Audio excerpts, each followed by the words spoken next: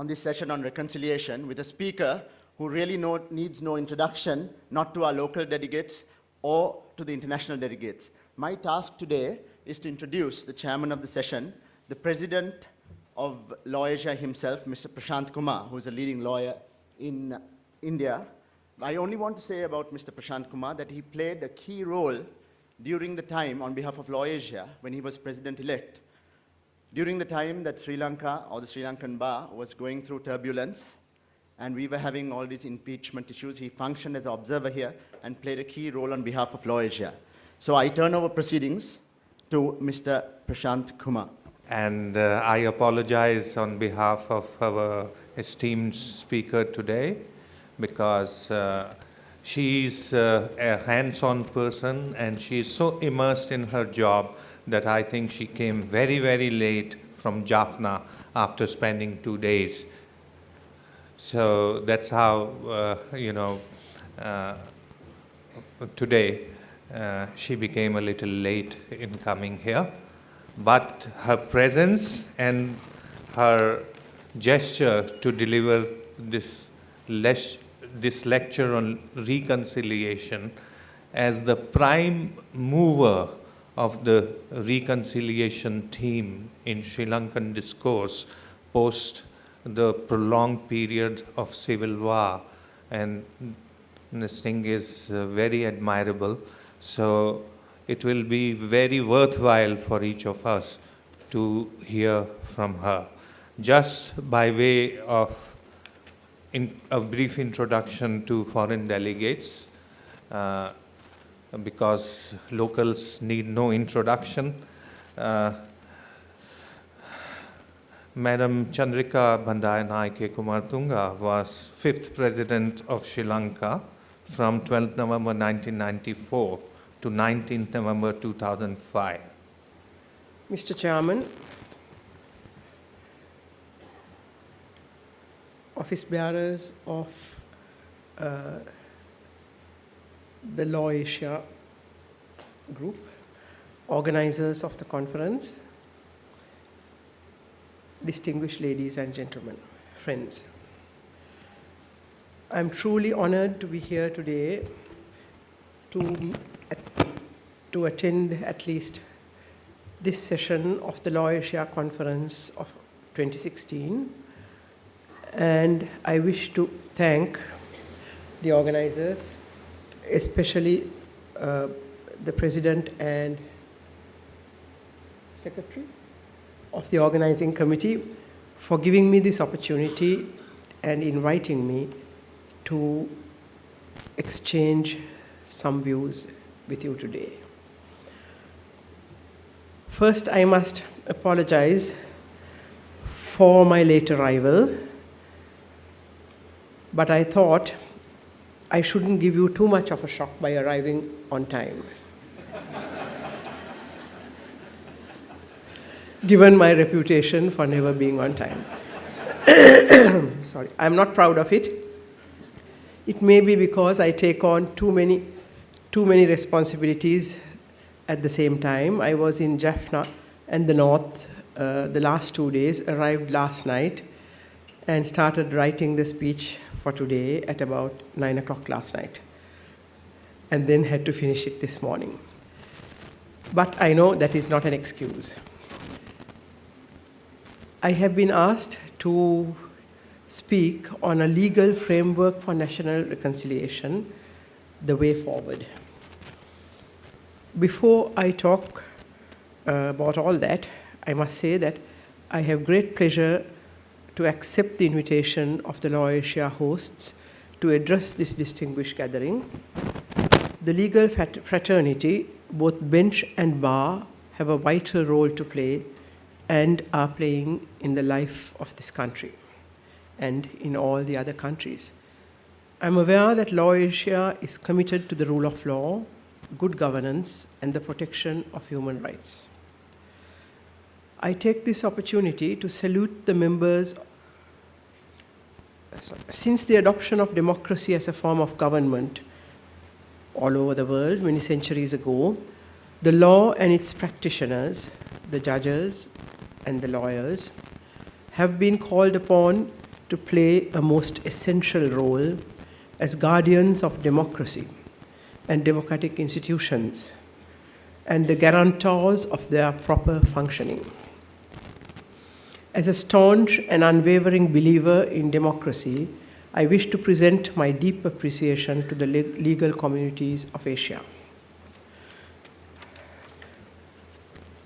I take this opportunity also to salute the members of the legal fraternity of Sri Lanka for their courageous and principled actions to uphold democratic rule in this country on several occasions when freedom and democratic governance were under severe threat. You did so at grave risk to your personal safety. Now I wish to present to you some thoughts on the subject assigned to me, a legal framework for national reconciliation and the way forward. I don't believe I need to go into great detail, as I'm aware that I address today an erudite body of legal professionals.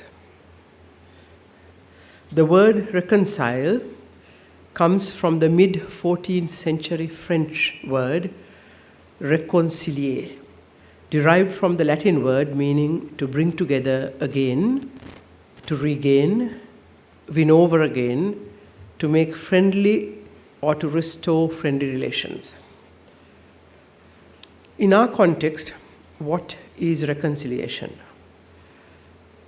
Reconciliation is required in circumstances where conflicts exist or have existed. It takes place when the parties in conflict are brought together with the objective of resolving those issues that cause the conflict. It may happen between individuals or, more importantly, between communities living within a society, and thereby reconciliation could be achieved within society as a whole. Reconciliation between feuding communities in a nation is a process that is achieved over time. It cannot be achieved in a day or two. It cannot be imposed by the state or any other authority. Reconciliation can be promoted or facilitated by the state or other persons in authority. It requires a multifaceted, multi-pronged approach which deals with the diverse aspects of the root causes of the said conflict.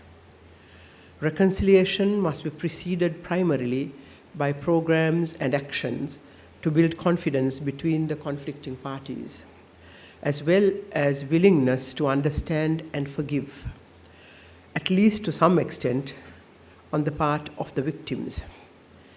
The perpetrators, on their part, must be willing to engage in the difficult exercise of understanding the suffering of the victims or the other party, commonly known as the enemy. I take this opportunity to urge the legal community of Sri Lanka and the world, wherever there may be the need for reconciliation and peace, to actively engage in assisting the reconciliation processes. In addition to being guardians of the law, lawyers have the advantage of interacting daily with considerable numbers of people. You are respected members of our society. You could therefore fulfill an essential role in convincing colleagues, clients, and other people about the crucial importance of reconciliation and building a new Sri Lankan society working towards a lasting peace.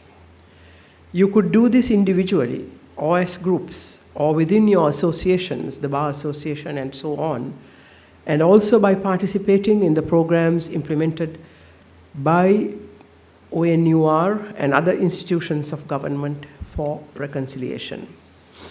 You could act as watchdogs, guaranteeing the non-recurrence of various actions and events that could lead to the commencement of hostilities once again. We need your wise counsel as to whether a country emerging from a bitter conflict that lasted over an entire generation could expeditiously address grievances and loss through the existing structures of the judicial system. Would we need to set up special tribunals or structures to deal with the specific issues arising from the conflict and post-conflict contexts? These are questions of profound significance that are now exercising the minds of the leaders of our nation.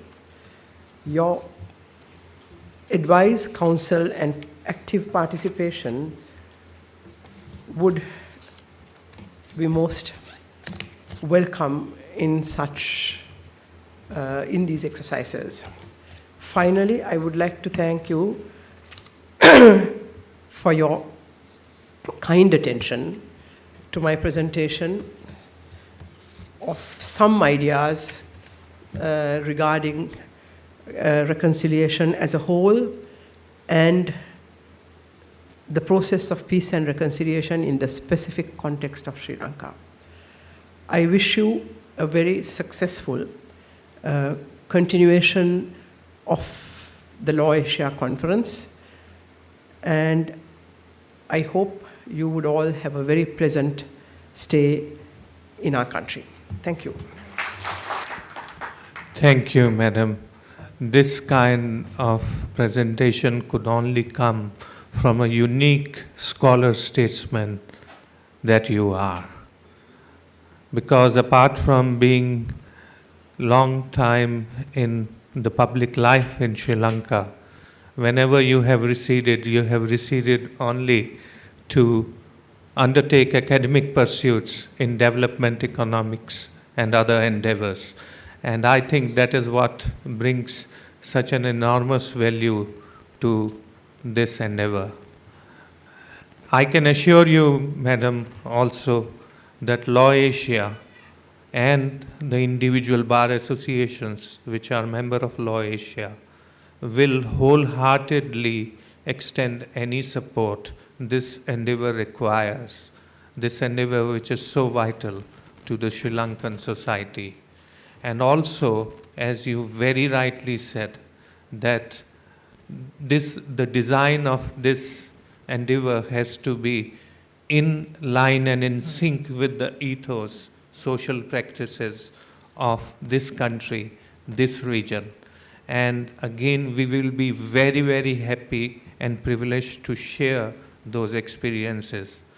Because in our own country, we have seen, at a very vast scale, especially in the northern part of our country, what we call a Sikh separation movement, which was very bloody, which had, devastating terrorist attacks, and we have ourselves grown seeing in New Delhi itself, living our day-to-day lives in an atmosphere of fear and suspicion, where even while traveling in buses, on every seat it was written, please check whether there is a bomb underneath.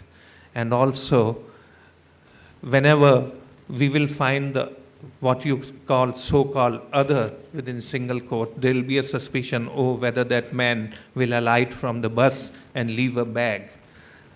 But remarkably, after around 1.5 decades or two of that phase, the Sikh community is most prosperous and most well-integrated community in India. And that is how, when the institutions of governance are strong, the constitution is inclusive, the independence of judiciary is maintained, that lasting peace can be ensured. Thank you, Madam. And again, from Lawasia, any assistance which is required, we will be very, very happy to extend.